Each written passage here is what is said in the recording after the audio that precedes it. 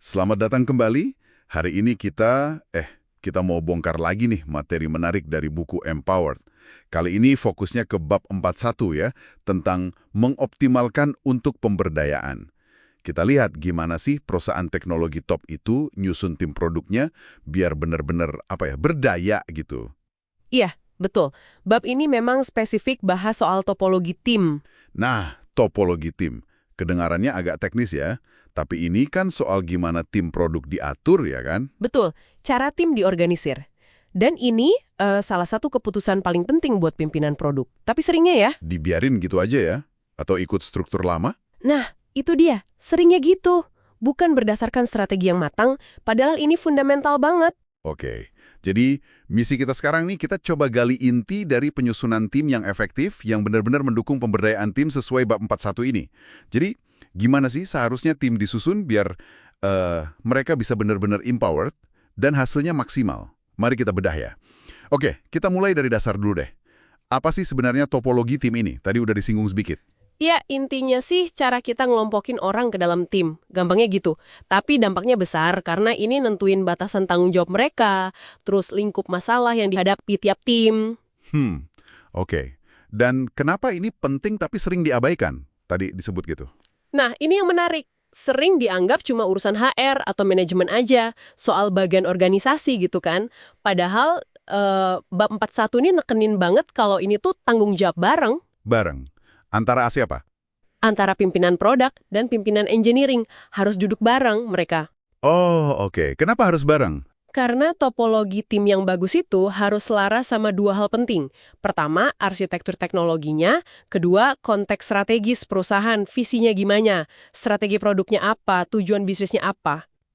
Jadi bukan cuma soal siapa lapor ke siapa ya, tapi gimana struktur ini bisa dukung teknologi dan strategi. Nyambung ke pemberdayaan tadi ya. Persis, struktur yang pas itu bikin tim bisa lebih berdaya buat mencapai hasil, bukan cuma ngerjain tugas. Menarik, menarik. Nah, bab 41 ini kan ngenalin dua tipe tim produk utama nih. Ada tim platform sama tim pengalaman. Bisa dijelasin bedanya gimana? Tentu, kita mulai dari tim platform ya, atau platform teams. Fokus utama mereka itu ngelola layanan atau kapabilitas inti. Layanan inti itu contohnya kayak gimana? API gitu. Bisa API, shared services, infrastruktur dasar, pokoknya hal-hal teknis yang bisa dipakai sama banyak tim lain. Mereka ini kayak ngebangun fondasi atau mungkin mesin di belakang layar gitu. Oke, fondasi atau mesin ya. Tujuannya apa tuh? Tujuannya buat nyiptain leverage, daya ungkit. Jadi satu tim platform bisa bikin sesuatu yang ngasih nilai tambah buat banyak tim pengalaman. Biar tim lain nggak perlu bikin hal yang sama berulang-ulang. Oh, biar efisien ya. Betul, sekaligus juga nyederhanain kompleksitas teknologi buat tim lain.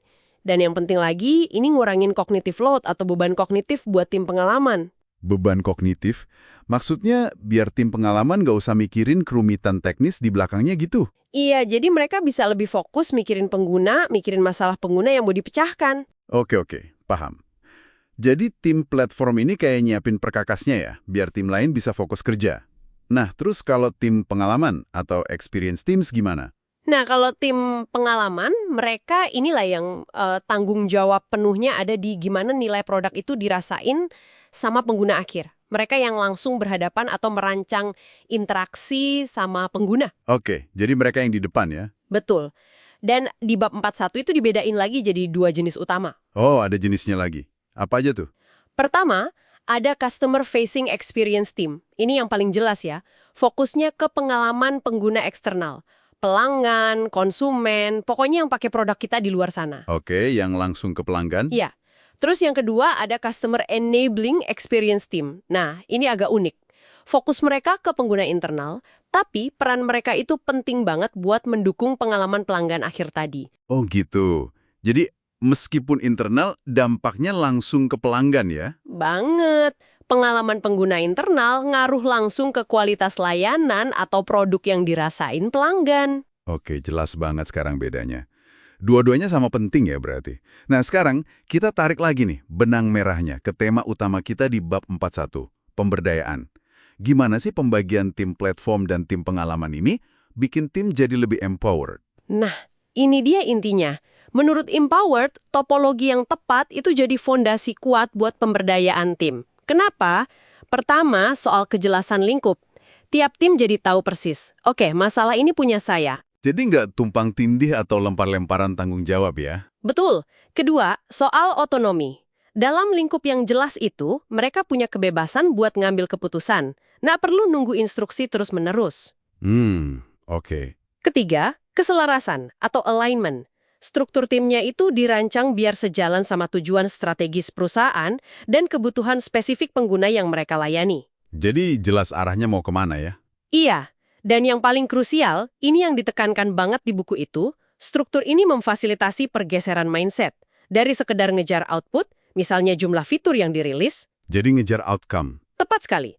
Jadi benar-benar mikirin hasil nyata buat pelanggan atau buat bisnis. Tim tuh diberdayakan bukan sebagai pabrik fitur, tapi sebagai pemecah masalah yang bertanggung jawab atas dampak yang mereka ciptakan. Wah, itu dalam sih. Pergeseran dari output ke outcome. Disitulah inovasi bisa muncul ya. Betul sekali. Karena tim merasa punya masalahnya, ownership, dan diberi ruang buat cari solusi terbaik. Tapi ada tantangan nggak sih dengan model ini? Misalnya, apa tim platform nggak bisa jadi bottleneck kalau permintaannya banyak dari tim pengalaman? Gimana buku itu bahas ini? Pertanyaan bagus banget. Ya, buku Empowered memang ngasih peringatan soal itu. Kuncinya tim platform harus dijalankan kayak layanan internal yang profesional. Maksudnya gimana tuh? Mereka harus punya product manager sendiri, punya roadmap sendiri, dan bahkan mungkin punya service level agreement (SLA) yang jelas buat pelanggan internal mereka, yaitu tim pengalaman tadi. Jadi mereka harus dikelola serius sebagai produk internal. Oke. Jadi tim platform juga harus punya mindset produk ya, melayani tim lain sebagai pelanggan. Betul, itu penting biar nggak jadi penghambat. Oke, jadi makin jelas ya, topologi tim ini bukan sekedar gambar bagan organisasi di dinding gitu ya. Ini tuh fondasi strategis banget buat ngebangun tim produk yang benar-benar berdaya, yang bisa inovasi, dan fokusnya ke hasil. Iya, bukan sekedar sibuk kerja aja. Memahami bedanya tim platform dan tim pengalaman, plus gimana itu semua nyambung ke pemberdayaan, itu jadi langkah awal yang penting banget dari bab 41 ini.